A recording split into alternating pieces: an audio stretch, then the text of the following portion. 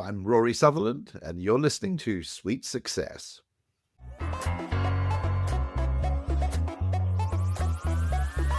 You've just checked in to Sweet Success. Join me, Katie Cline, for exclusive conversations with hotel executives, hospitality leaders, and industry innovators.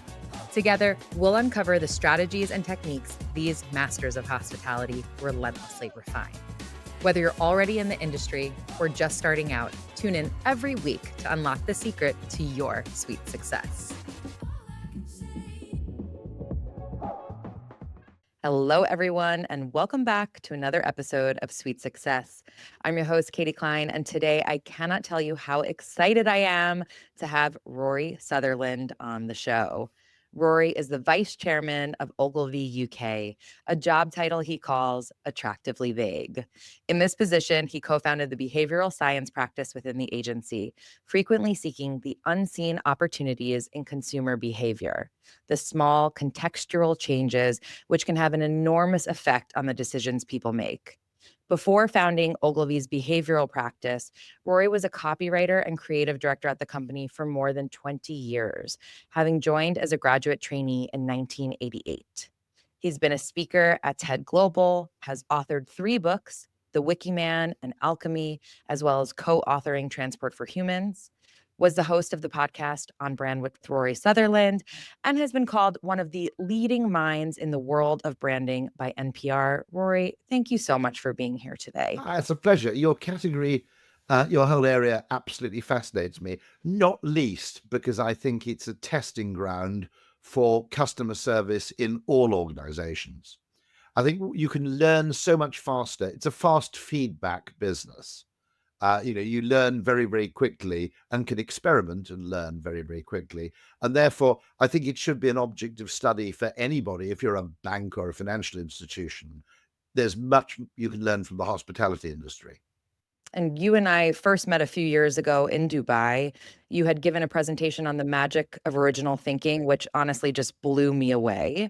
What should the travel industry, and more specifically the hospitality industry, learn from creating more magic? How could they aim to create more magic, and why is that important to do so? I'll give you a little tip here, which is that um, an awful lot of business success, which is often attributed in the sort of Harvard Business Review case study to things like supply chain management or whatever it may be, the fashionable things, is actually down to the fact that the business has discovered something rather magical about psychology, sometimes intentionally, sometimes accidentally. And the example I always give here is the Uber map, which I think is a psychological 10x. It's a moonshot. It's a piece of perceptual genius in that, accidentally or on purpose, and I think it was partly intentional, the people who created Uber realized that if you can see the car approaching on a map, you're much less anxious waiting for a taxi than if you're uncertain as to when it's going to show. And that very simple combination of pretty trivial technologies, GPS, the on-screen live map, fundamentally changes the taxi business because it changes the experience of booking a cab. It doesn't change the duration of the wait necessarily. It doesn't change the quantity of the time you spend waiting, but it vastly changes the quality of the time while you're waiting. And those things strike me as fundamentally interesting. I mean, if you've read Daniel Kahneman's book, I think the opportunity to learn from behavioral science, to invest actually where it counts. I think there are still in hospitality a lot of unmet needs. And they're often unmet because they're unvoiced, they're felt, but they're unspoken. That's one thing. And I think you can learn from behavioral science and psychology. For example, as I mentioned, Daniel Kahneman's book, famously Thinking Fast and Slow, mentions the peak end rule, which is that the nature of a remembered experience is disproportionately dependent on how it starts, how it finishes, and the most distinctive thing that happens in the course of the stay. And I absolutely love this industry for this. It's kind of like the Galapagos Islands of customer experience. You can discover things in the hospitality industry quickly that might take you years to discover if you were running a call center for a bank or something of that kind. And so I think it potentially inspires us all. And examples I give of psychological genius are, I don't know if you've ever stayed in one. I'm a very big fan of the Moxie hotel chain, which is part of the Marriott group.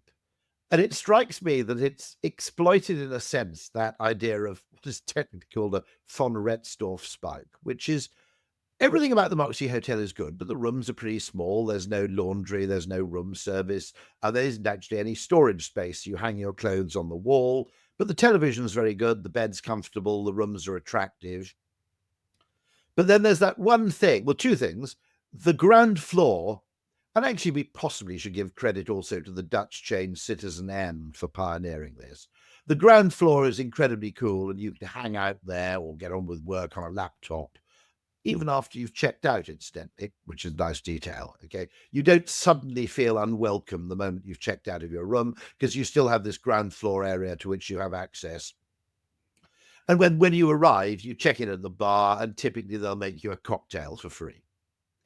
And that strikes me, the Moxie Hotel, have you stayed in one, by the way?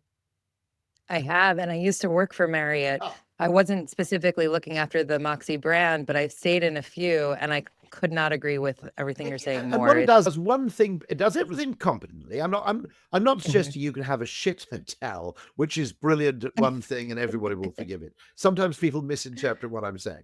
It does everything basically very well, and then it does about 3 or 4 things just remarkably well. I think it's very similar to some of the things that Will Guidara writes about in Unreasonable Hospitality. You might remember the story that he had to open an ice cream stand and was absolutely insistent that they bought these really expensive Italian spoons for the ice cream against the, running counter to the pleas of everybody in finance and operations and procurement. He kind of took a stand about these remarkable spoons, and he made the point that after the ice cream stand opened, what everybody talked about was the spoons.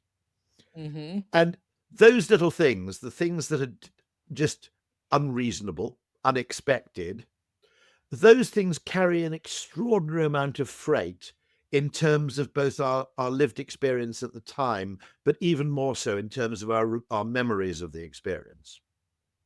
And so I'm very, very interested in, I mentioned the fact that there are still, I think, unmet needs in hospitality. And I mentioned the fact that we don't really have access to the reasons behind our emotional state as humans.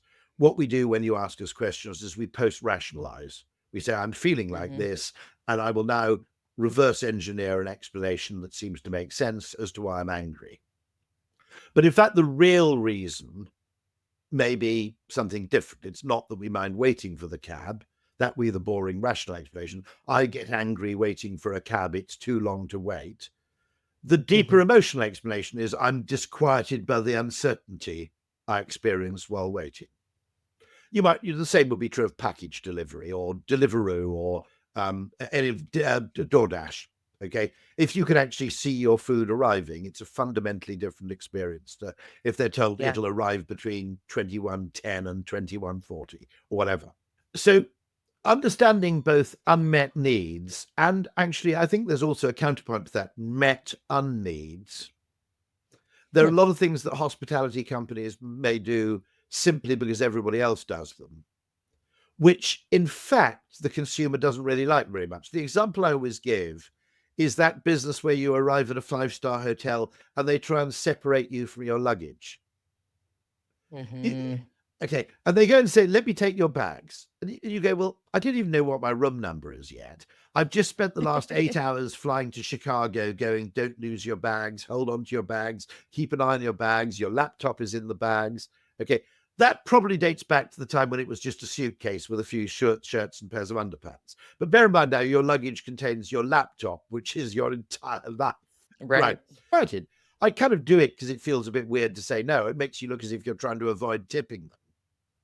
But I really don't like handing over. My bags have wheels too. It's not 1923, My bags have wheels. I've got a laptop which I can plonk on top of my wheel suitcase. Getting to the room really isn't the biggest of my problems.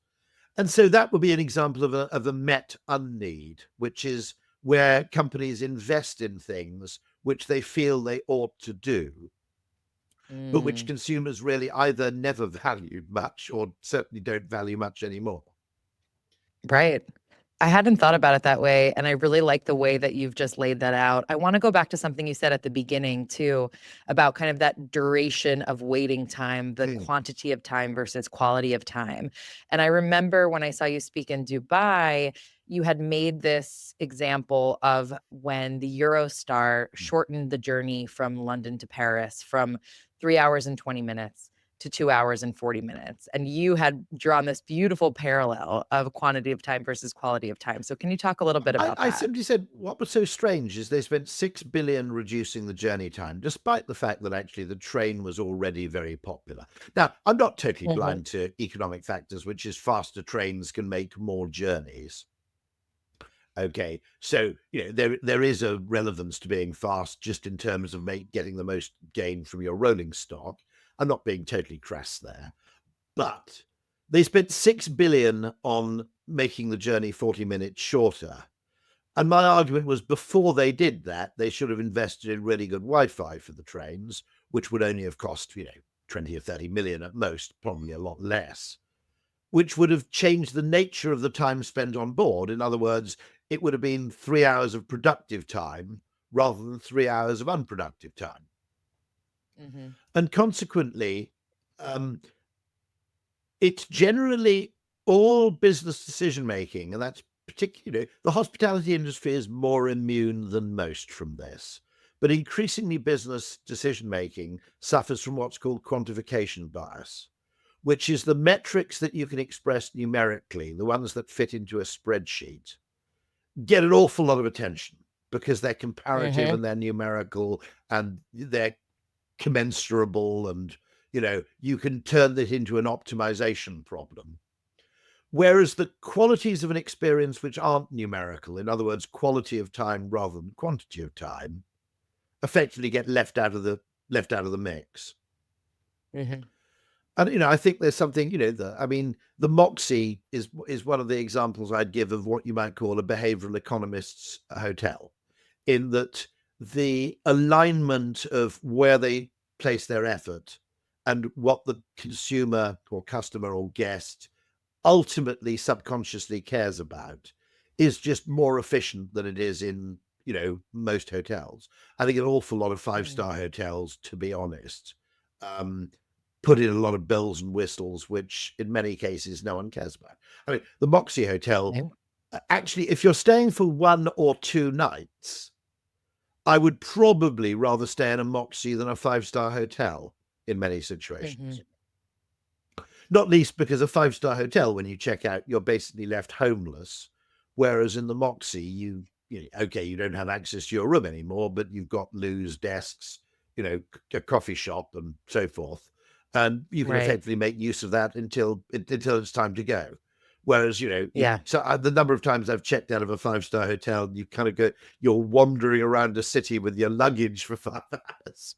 You can leave your luggage behind the reception. I grant that, but you I was gonna feel say that might be the one moment where we're willing to part with the suitcase, right? yeah, You can take my suitcase you can take my now, but suitcase not when I've now. arrived and I have a Exactly. place for Yeah. it. Mm. But no, I mean, there are wonderful little tricks you can play.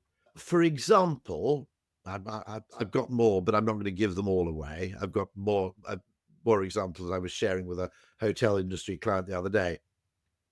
Quite a few people, particularly in places, classic case would be Sydney, Australia, where people arrive at all kinds of weird times of day, effectively only allow you to check in after 3. Now, I understand the constraints on that.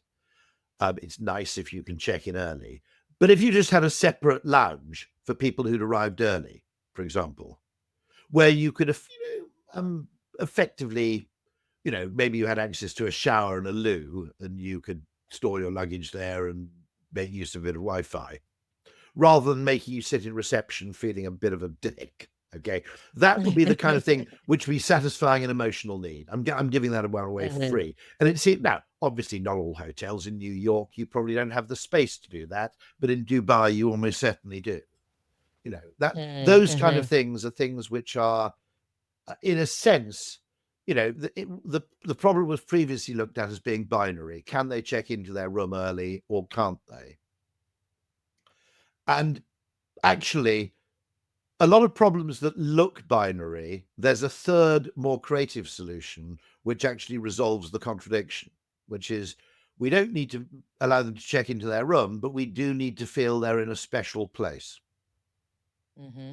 And actually, after all, you Absolutely. don't need the bed if you check in early. Okay. What you do Right. need probably is a toilet.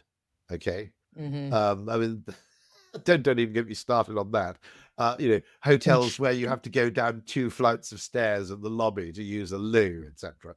You probably need a toilet. You also, there's a fundamental. I talk about this with airport lounges, by the way. What's the point of an airport lounge?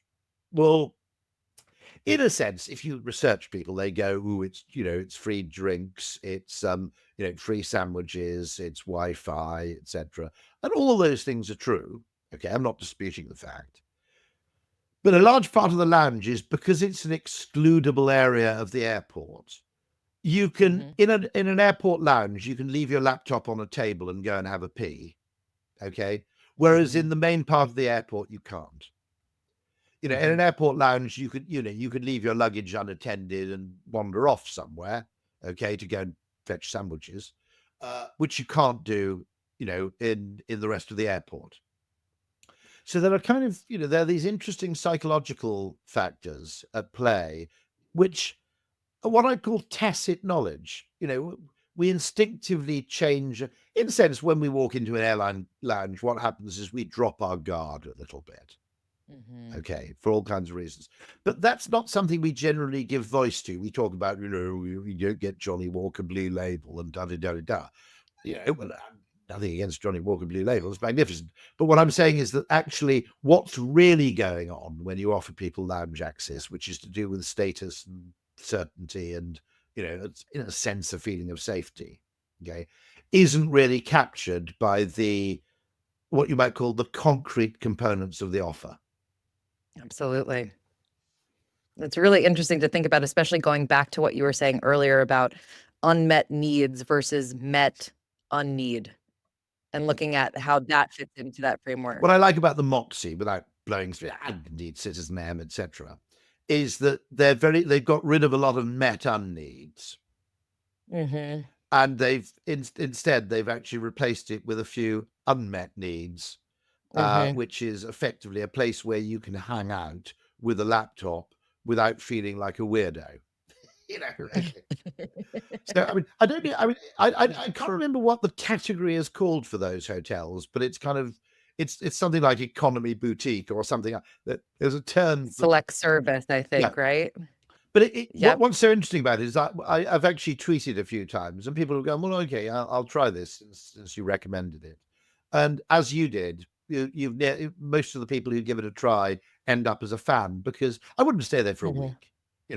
Okay, one of the most depressing things you can do, I think, is stay at a really great hotel where you arrive at 10 o'clock at night and have to leave for a meeting at 7 o'clock in the morning because you get almost none of the benefits of the hotel. One of the weirdest hotels I've stayed at, which I think still exists, is in the former East Berlin.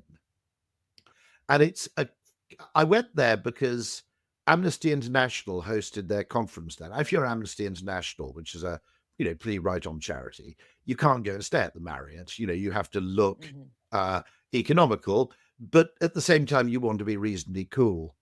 And this, I think, it was a former police station. So you're sleeping in what were the cells. And that was a very extreme example of this business. Now, you sleep above your shower because the cells were so small, the Stasi not having been much given to sort of, luxury accommodation. You actually sleep on a platform above your shower and above your wash basin. There's a television in the room. It's not a flat screen TV. It's a black and white TV. It only has one channel, which shows The Big Lebowski on continuous loop. Okay. And I went to sleep with The Big Lebowski on, which I think I'm probably mentally damaged from the process of somehow absorbing The Big Lebowski 4 times in a row. But in the middle of that hotel in East Berlin, there's an absolutely fantastic coffee shop with one of the best baristas I've ever come across in my life. So it's one of those very clever things of where you upweight certain things and downweight others. And I think it's a very, very clever thing, because that's how you often discover underserved segments of the market. You have worked in advertising for your entire career. If a hotel or even like a short-term rental wanted to invest in advertising, what would you say to them? Calling all short-term rental hosts and real estate investors. Ready to turn your listing into a money-making machine? Join me at the third annual Level Up Your Listing Summit, happening March 9th through 11th in Phoenix, Arizona. It's the event where female hosts come together to learn, share, and level up their game. Use code Sweet Success, that's SUITESUCCESS, to get 10% off your ticket at levelupyourlistingsummit.com. Tickets are sure to sell out, so act fast. Hope to see you there. It is a sort of fantasy of mine to do the advertising for the Moxie, because a lot of great advertising differentiates. In other words, it creates a sort of distinctive and consistent brand property that makes something fundamentally different. I mean, it's interesting, by the way, a very interesting question with the Moxie is, if you think about it, their actual target audience is a lot older than their user imagery. So it radiates very much. Now, obviously, particularly, and don't get me started on intergenerational inequality here, but richer people are much more likely, older people are more likely to be wealthier, and they're much more likely to take short trips and short stays and so forth. Now, so actually, probably the average age range of a Moxie guest is probably in their 40s, okay, but the ostensible target audience is in their 20s, because it is, it creates a very, very cool vibe, which, I mean, one of the areas which absolutely fascinates me from a marketing and advertising point of view is the cruise industry.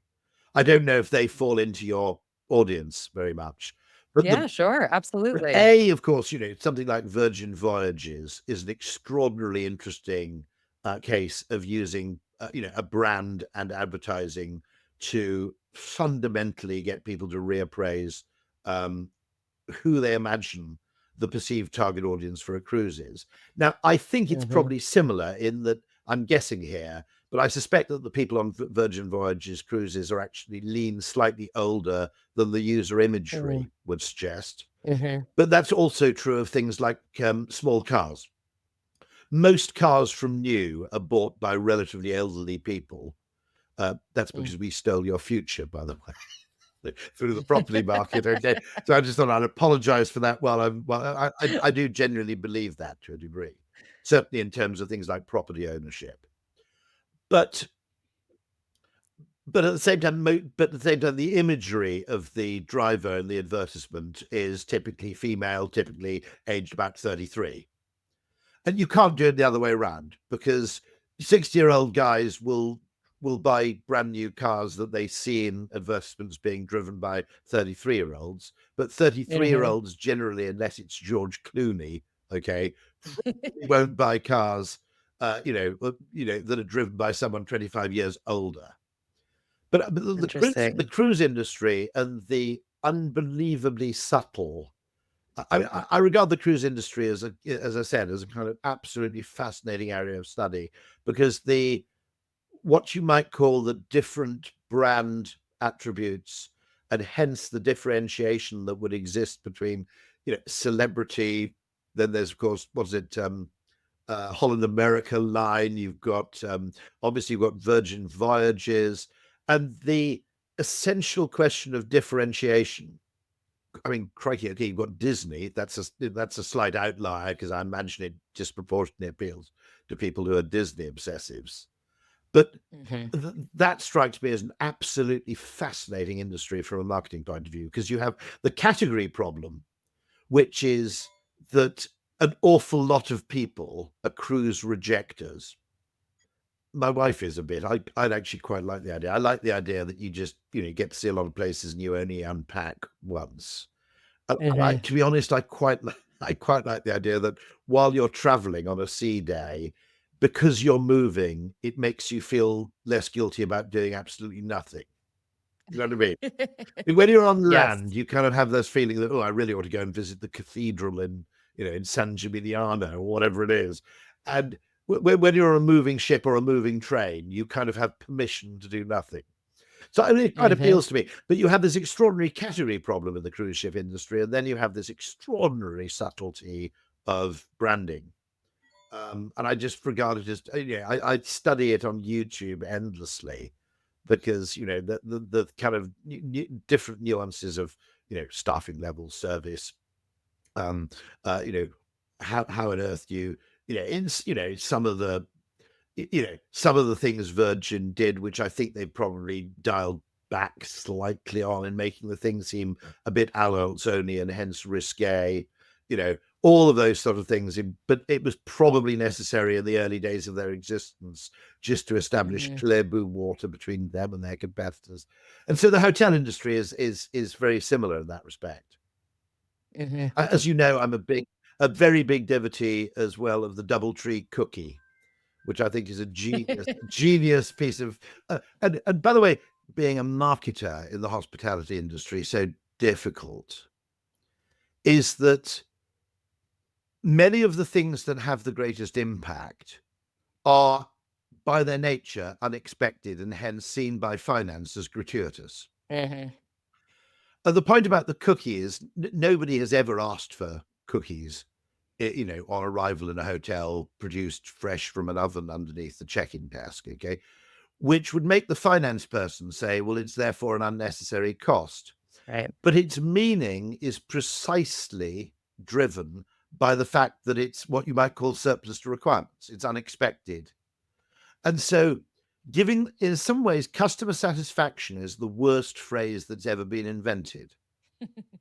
Because it suggests that you ask people what they want, you give it to them, and they go away completely happy.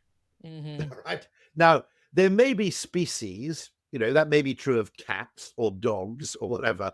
It's not true of humans.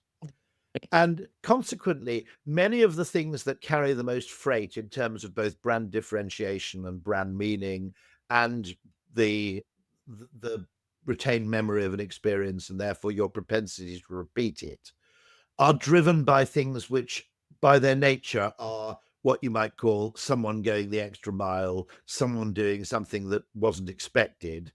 And we notice things we didn't expect much more intently than we notice the things it always strikes me as an awful lot of hotels, okay? You go and check in and you read somewhere in their publicity material that the hotel's recently undergone a renovation, at an expensive $250,000 per room. And you go, whoop-de-doo. And you go, you've basically spent $250,000 making this look like every other hotel room I've ever stayed in. Okay. And in other words, you've given me nothing that's particularly noticeable. Okay. The room might have been shabby beforehand. I'm not disputing the need to renovate. But you spend an awful lot of money effectively on things that I don't notice because I expect them to be there. And therefore their presence is completely unexciting to me. Where what you should have done is held back a certain amount of that budget for something I wasn't expecting. I mean, there was a hotel in Chicago, I can still remember, somewhere near Chicago Airport. I can't remember the brand, but it had a couch, and the couch had a kind of moving table thing, which you could slide around, which meant you could use your laptop while lying on the couch. Now, to be honest, that should be mandatory in every hotel in the world. I'll give you another one, okay, which this is not me who noticed it, it's my wife, so I'll give her due credit for that, which is the point which we made, which is how come hotel rooms have 2 wash basins but only 1 desk? And my wife and I both work hardly, okay, in 1930, I presume the idea was that there was a chap at the desk sort of signing checks and writing telegrams and things. Meanwhile, his wife was sitting there putting on makeup, okay? Now, that hasn't really been true for 30 or 40 years, as the standard 2-person hotel guest. But there's still only one desk. And so quite often I've been sharing a hotel with my wife. We both need to sort out our email or, in her case, write a sermon or do something of that kind. And I've got to write an article somewhere. And we're basically fighting for desk space. Yeah. And that's an interesting case where it took I never noticed this. I mean, it was me who said, that's weird. You're right. Because why do they provide 2 wash basins if they think there's only one of us? Okay. Right. And yet there's always only one place where anybody can write. And it's always ended up with one of us sort of lying on the bed, sprawled next to a laptop. Mm-hmm. I don't think hotels have been smart in noticing that the value and need for horizontal surfaces, whether it's to charge your phone or to, it could be, of course, in America, CPAP machines would be quite big. Okay. But the need for plugs and horizontal surfaces is literally 5 times greater. When I'm just trying to think, I remember, so yeah, if you stayed in a hotel in 1986, there was nothing you needed to plug in. But it would have seemed to use a hotel room plug. I'm just trying to think. Oh, the shaver. Sorry, the electric razor plug was the only plug you needed in a hotel. Or maybe the hairdryer. Also, the hairdryer was late in British hotels as an acknowledgement to female guests. I don't know, but do American men use a hairdryer? No British man uses a hairdryer, I think, unless they. I would bet there are American men out there who do, but I'll leave that to the men to confirm or deny. Famously, during the Euro 96 football tournament, I think it was 96 or 92, which played in London, it was subject to much amusement that the Italian team all complained that the dressing rooms didn't have hairdryers, which was treated as generally risible and amusing. Though I will say, to your point, Rory, I have been in multiple meetings with hotel owners where the women in the room are saying you need to give a better hairdryer because bad hairdryers are really, really bad. And kind of like what you were saying earlier, you have finance going like, well, we're ticking the box. Like there is a hairdryer. Why do we need to spend 10x Intriguingly, and alongside the Moxie, Molly's, which is a 3-hotel chain in Manchester, Bristol, and Oxford. I think it's founded by the guy who created Soho House, if I've got it right. Yeah. You know of it. Like God, you know your hotel brands. They have a Dyson. I'm pretty sure they have a Dyson. I mean, there's another reason to have a high quality hairdryer, which is for a guy. I don't use a hairdryer, as you can probably see, but for a guy, the noise of a bad hairdryer is torture. Absolute torture listening to these things. That would have been a more effective talking point for me. You should have said the that. Owner meetings. Yeah, in the owner meetings, you should have said you need high quality hairdryers because men find the noise important. Their ears, we need to be sensitive to their ears. No. It is strange though that I don't know why it is, but it is. It's like fingernails on a chalkboard to the male brain. That noise. And by the way, if you are one of those hotels, it's worth noting that you can make a very good distinction between recurrent costs and one-off costs. And the way to look at it is the cost of that hairdryer per guest night.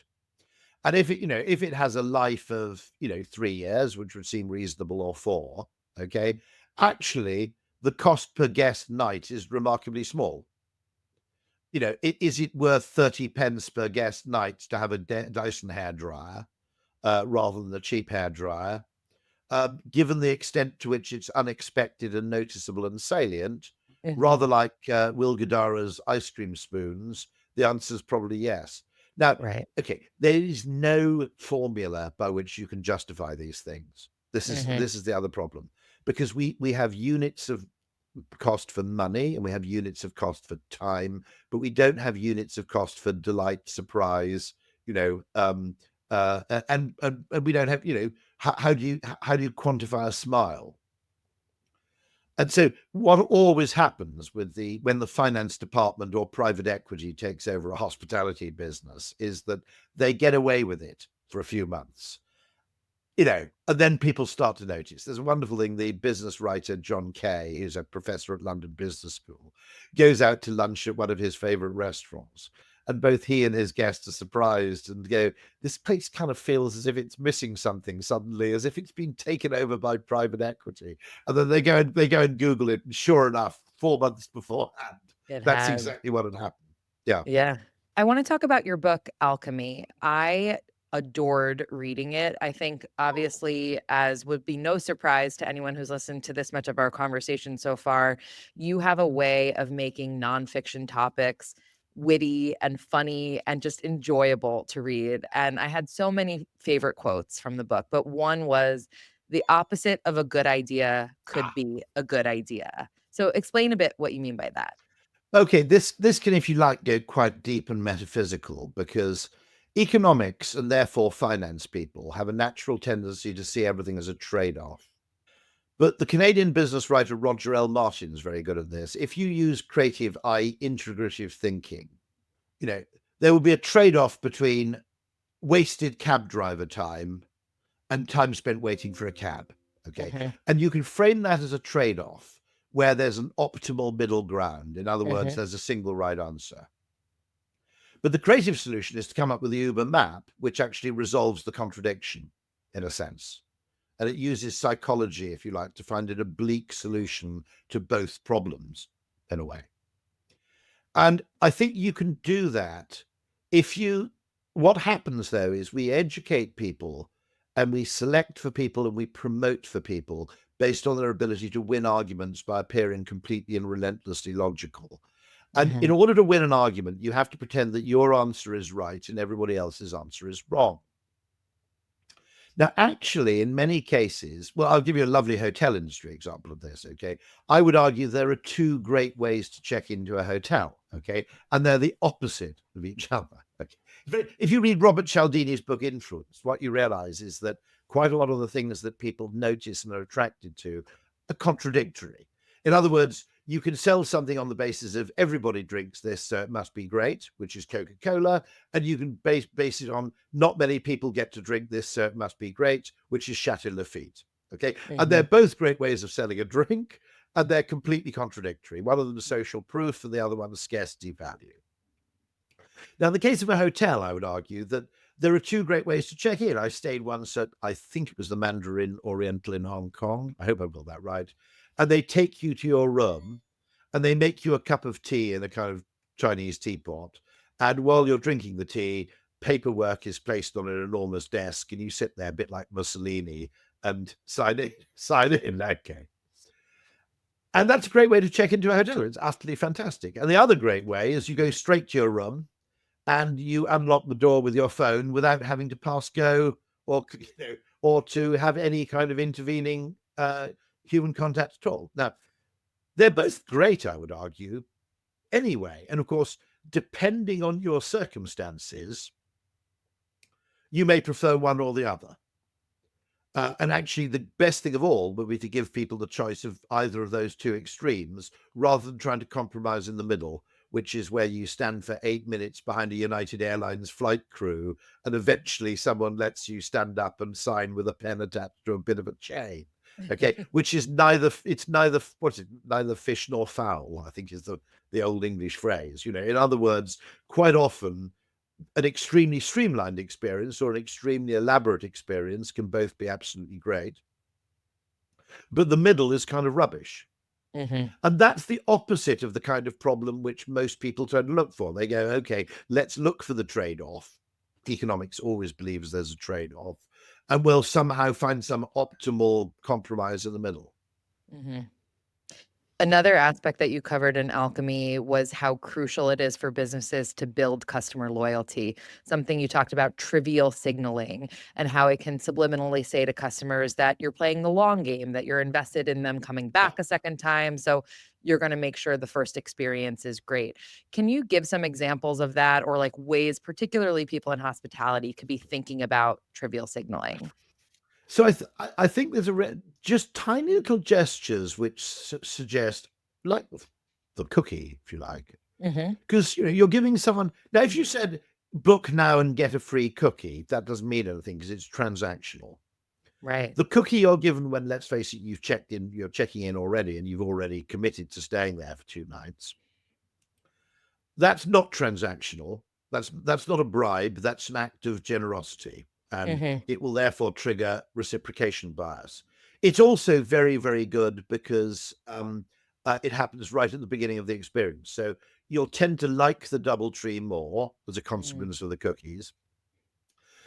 And what that will do is there was wonderful research done about a large Memphis hotel. It might have been the Gaylord in Memphis, which showed that the check-in experience was disproportionately important because it would set you off in either a good mood about the hotel or a bad mood about the hotel.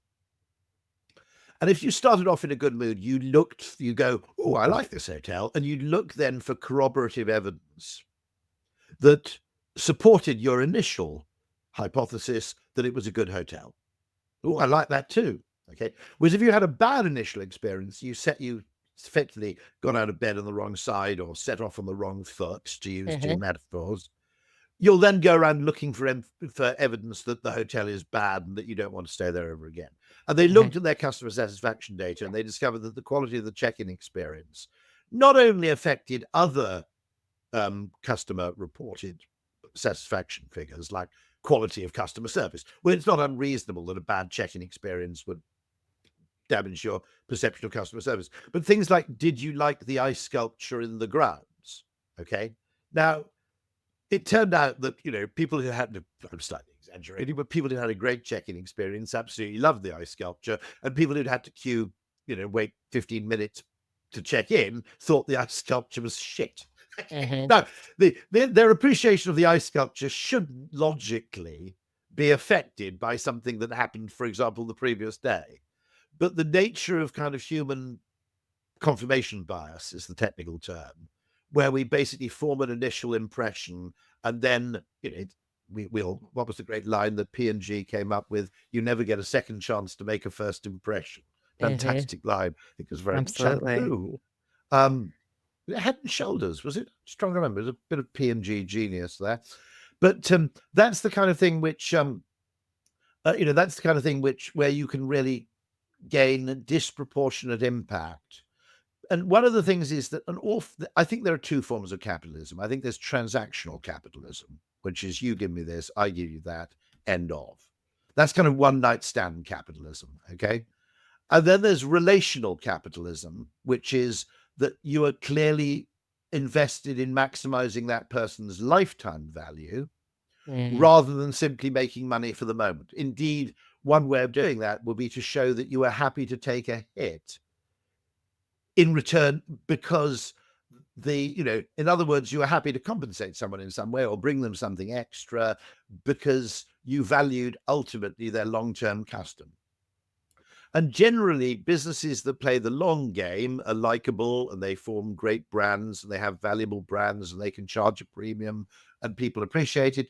And transactional capitalism, there are some circumstances where it's always going to be transactional. I don't expect a relationship with a hemorrhoid cream manufacturer or an interstate service station, or a gas station on the interstate, unless I live really locally. Okay, I don't expect them to treat me as a valuable source of lifetime value. Yeah. But particularly in the hospitality industry, I always say the only real measure of a business in most areas of business, the only really healthy measure isn't profit, it's not quarterly earnings, it's repeat business. It's to what extent do people who bought this thing actually come back and continue to come back with growing frequency. And that might be to an individual hotel or it might be to a brand. Now, there's a glorious story about a little thing that has a disproportionate effect, okay, which is a single syllable. And it's an American guy who he works for a hotel chain, but every year he goes to this small family-run hotel on some Caribbean island or other, St. Kitts or Nevis or something like that. And when he arrives every year, even though the people behind the front desk may have changed, they say, "Welcome back, Mr. Johnson." And he goes back to his hotel and says, that single syllable "back" means a lot to me because it means they recognize me as a human being and they're investing in the relationship, i.e. marriage, rather than seeing this as a one-off transaction where they maximize the value they can extract from me in the short term because they have no interest in my long-term repeat business. Right. And a lot of people ask, how do you do that? I've noticed actually British Airways started doing it a little bit using loyalty card data. Okay. And I've noticed actually one or two hotel chains. I mean, particularly good. I'm a big IHG fan. I know you work for Marriott, but well, and they're pretty good at using your membership of IHG to say, good to see you back. And they also acknowledge your membership of the program when you pitch up. So, you're not left feeling that they've ignored the fact that you're a Spire Elite, Diamond, whatever it is. Right. But anyway, okay, they patently don't have a customer database. How do they do this addition of the word back, which means so much? And eventually he kind of tortures them and gets them to confess. And it's a very simple arrangement. There are only 4 taxis on the island. The hotel has an arrangement with the 4 taxi drivers, or 8 drivers, that in the course of the journey to the hotel, the taxi driver will ask the passenger whether they've stayed in the hotel before and whether they've been to the island before. And if it's a returning guest, when retrieving the luggage from the trunk of the taxi, the guy had an instruction to touch his ear within sight of the person at the check-in desk, which was just a signal that it was a returning customer. Wow. But that phrase back, or addressing people by name, those things, as I said, literally, it's a syllable. I mean, one of the weirdest things, people love hearing their own names generally. One of the weirdest things is very, very few stores and restaurants and cafes and hotels address you by name when you pay by credit card. Well, your name's on the credit card. Right. And Selfridges in London, I don't know if they still do it. Very good store in London. Historically, if you pay by credit card, they'd say, thank you very much, Mr. Sutherland. That's okay. No one in research is going to say, I want to do that, because it makes me sound a bit pathetic that I'm impressed by that. Okay. But nonetheless, no one is completely ego-free. There's a great thing, which is a fantastic checklist for hospitality, because I regard it as a list, not a complete or exhaustive list, but a very valuable checklist of things that consumers care about, which, 1, finance directors don't understand, and 2, which don't generally emerge in market research. And it's he's resident in New York, actually. He's a Kiwi neuroscientist called David Rock, and he calls it the SCARF model. And SCARF stands for status, certainty, autonomy, relatedness, which I would call reciprocality, but we can debate about this, and F is fairness. And there are 5 things which, if you violate those things, make people very upset. And if you appreciate those things, you make people very, very happy. Okay. They're extraordinarily potent, but they're all effectively subconsciously felt at some level. Right. A violation of status. And I'll confess this, it makes me sound pathetic, but the closest I ever got to leaving Ogilvy in a hissy fit was actually when my mobile phone broke and I requested a replacement and they came back with a worse. Oh, gosh. It is utterly childish. I acknowledge the fact that was, infantile of me, but nonetheless, it was kind of emblematic of a kind of attitude. I was the effing vice chairman of the company, for God's sake. Right. Emblematic of an attitude, which is, we're just about cost control here. We don't really care about your ability to do your job. And so that business of appearing to care beyond the maximization of the individual transaction. And of course, the people who really understand that will be Vegas hotels, okay, where they realize that, you'll fly people in extreme cases if they're disproportionately valuable. Another area that interests me in the hospitality industry is, I would like TripAdvisor. Okay. If you imagine that East Berlin hotel with the Big Lebowski on continuous loop and so on, if you turned up as a tourist from, Boise, Idaho, expecting the Marriott and you'd been put up there, you would have regarded it as absolutely appalling. But if you were in the right frame of mind, it was one of the greatest hotels I've ever stayed at, because it was so whack. And it was It was like an extreme version of the Moxie. In other words, two things done amazingly well, everything else was basic as hell. And because Right. it's Berlin, you can reframe concrete floors as cool. So Mhm. um, but I'd love to see um, a special category in TripAdvisor of the world's most polarizing hotels. Mm. Because I think often I'm not very comfortable with rating systems, because I think often things that are really, really good are actually polarizing in many ways. Yeah. Um, One thing I noticed, I'm not going on an anti-American rant here, but Americans west of the Mississippi are very liable to complain about European hotel rooms that they're too small. But of course, west of the Mississippi, space is not a constraint. And I remember reading reviews complaining about the small rooms in a hotel in somewhere like Venice, which was a converted 13th century monastery. And I kind Right. of going, look, right, there's not much you can do about that. And I Mhm. stayed in a fantastic hotel in Tuscany, um, which was a place called Roda in Chianti, and I think I'll try and remember what there's only one big hotel there. It's wonderful. And the guy serving the food at the pool was really, really funny guy, a really, really wry sense of humor. And what was fascinating reading the reviews is particularly Brits who get into that cynicism thing. You know, not all Brits and not all Americans disliked it, and not all Brits liked it. But basically, if you had that kind of sense of humor, he was a great guy. And if you didn't, he was kind of being rude. He was actually fantastic. He stayed really late. He made really nice food. He was, unbelievably charming. He didn't charge you for everything. Don't want to get into trouble. But no. But but sometimes what you get is this weird thing where one person's charm and delight is another person's irritation. There were complaints in the reviews that your room key wasn't a plastic room key. Okay. Mm. Um, but it was a big metal key. Well, it's like a 17th century Italian manor house. Right? Okay. Right. I get it. It would be weird if I turned up at, the Marriott in Dubai and they gave me an enormous great metal key.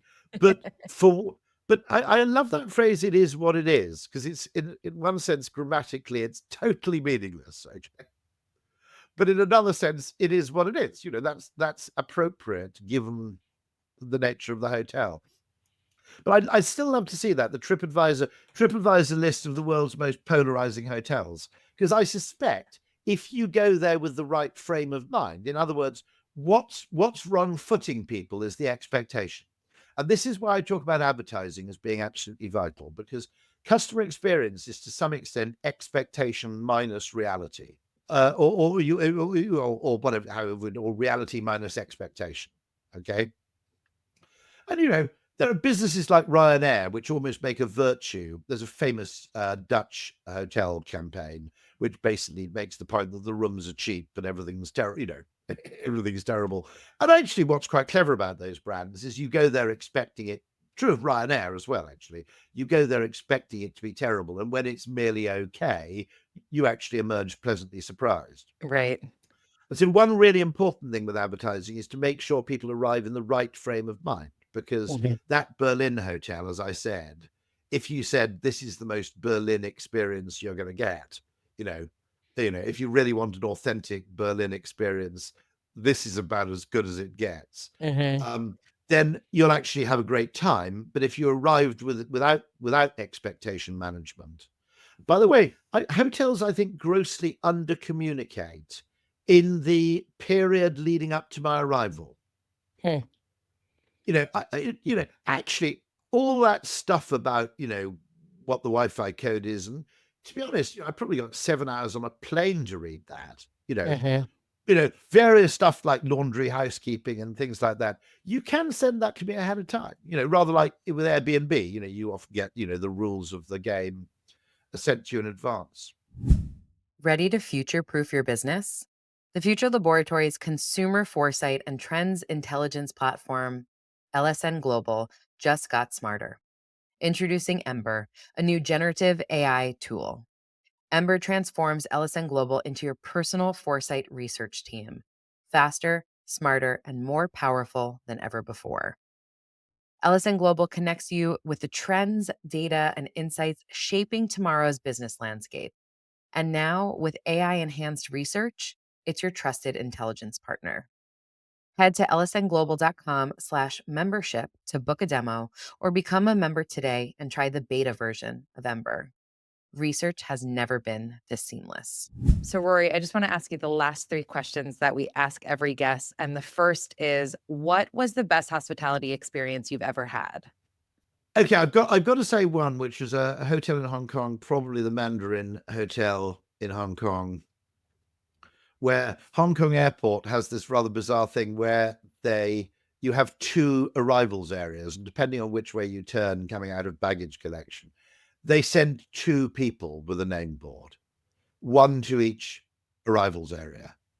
That's a great That was example. now, it's not quite as inefficient as it seems, because as soon as one person meets me and sees me coming, I see Sutherland, he waves at the other guy, who then changes the board to somebody else. So it's not actually, it's a bit like having 2 dishwashers. It's not as inefficient as it seems, actually. It's really clever, but so that's really putting thought into the thing. Rory, what was the worst experience in hospitality that you've had? Yeah, it was going, actually, I won't name the restaurant chain, as we may want to work with them one day, but it was going to the same restaurant. In fairness, I slightly forgive them now, and I slightly understand it, but I didn't understand at the time. Every Sunday, a group of us would go to the same restaurant for lunch, because the college, when we were at university, didn't actually produce lunch on Sunday. So we went to the same restaurant every Sunday during term time, and at no point was our repeat custom acknowledged at all. There was no, there was no free garlic bread. There was no everything. In my defense, I then learned, when I was about 40, I then realized that we were students. And as far as the people who lived and worked in the town were concerned, we were just effectively transient. We were here one year, gone the next. And there wasn't that much point in invest. And actually, that was interesting, because I think it was less unreasonable than I thought at the time. Because I thought, I was just kind of thinking, this is the 15th time I've been here. I kind of expect just something, and there was nothing. Okay. And I kind of understood it years later when I realized, of course, because that was 100% of my restaurant going life at the time as an adult. Whereas now I realize that they just saw us as a bunch of transient students, and we'd be gone somewhere else. The other ones are bureaucratic, where the person wants to solve a problem, could solve a problem, but is incapable of doing so because of some software or procedural issue. Those are the things that would drive me crazy. I mean, I'm a reasonable. I won't leave a bad review on TripAdvisor unless I've had 2 bad experiences. I'm a reasonable guy. Everybody has an off day. We can all cock up, you know. But if I've had 2 bad experiences, that's where I will let fly. Final question for you. What does hospitality mean to you? And is there anyone, a person, a brand that you think has truly mastered it? Actually, it's interesting, because it's wanting to come back. That's what it really means. There's a brilliant phrase which Drayton Bird, who's a great guru of British direct marketing, told me. It was a brilliant story, which was America's most successful car salesman. And they asked him what made him successful as a car salesman. He said, it's very, very simple. When I sell someone a car, I'm not trying to sell them a car. I'm trying to make sure they come back to me in 3 years' time for their next car. Now, it occurred to me much later that for the first 3 years of his life, that man was not America's most successful car salesman, because he hadn't got any repeat business yet. So his investment was one with a 3-year minimum payoff. Effectively, it was the cycle of car replacement. But that ultimately, one of the things I always say is that I always ask people this weird question, which is, what's the best meal you've ever had in your life? And they always go, it's this place just outside Tuscany, and or this place in Brussels which does food from foraging and da-da-da. You go, okay, that's interesting. And how many times have you eaten there? And the answer is always once. And you go, well, okay, let's take the economic distinction between stated preference and revealed preference. If it was really that good, wouldn't you have gone back a second time? Are you really just going there to tell people you've been there, or so you can tick it off a bucket list? Because, let's be honest,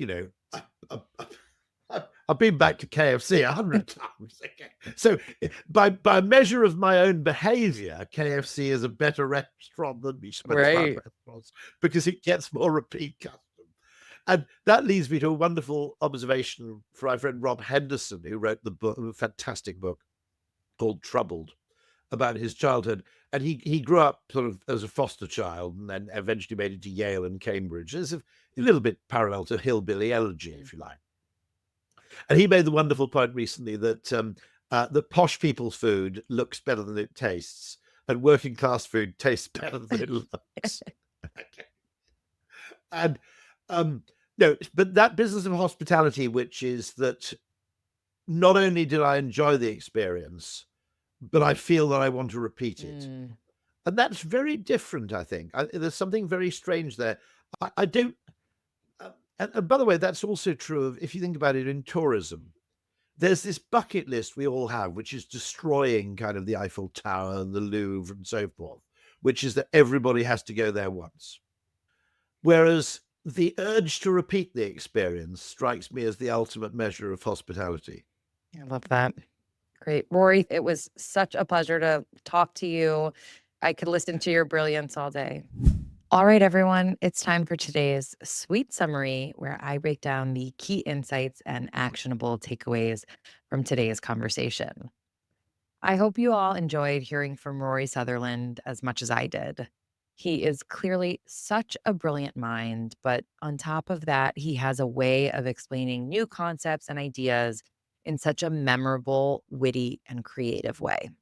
Case in point, the way he spoke about unmet needs versus needs unmet. When we think about our brands and our businesses, what are we doing simply because it's the status quo? It's what's always been done. Like his example of wanting to separate us from our luggage the moment we arrive at a hotel. And what are the little changes we can make that will have an outsized impact on the customer experience? Like Uber adding a map to track your car while it's on its way to you, or a hotel offering you a place to shower, change, and work while you wait for your room to be ready. I loved when he talked about how the check-in experience was disproportionately more important than anything else about your stay. He said it would start you off in either a good mood about the hotel or a bad mood, and that you would spend the rest of your stay looking for evidence to corroborate either one. Did you see that associate smile at us? I knew this place was great. Or did you notice that clump of dust on the floor? Told you this place was terrible. He also said that the unexpected can often be seen as gratuitous and possibly unnecessary by more binary thinkers in the business. How going the extra mile, like stocking a Dyson hairdryer in every bathroom or providing a warm cookie upon check-in, really matter, but of course are much harder to track. He urged us to remember that it's the things we didn't expect that customers will notice the most. To clarify, he said it's not about saying, book now and get a free cookie. That would be transactional. Or as Rory said, the one night stand of capitalism. Instead, it's a simple act of generosity, of the reciprocation bias, of saying welcome back to someone instead of welcome. That's what makes the difference. That's true relationship capitalism. Mostly, he suggested we ask ourselves, did our guests enjoy their stay enough to want to come back?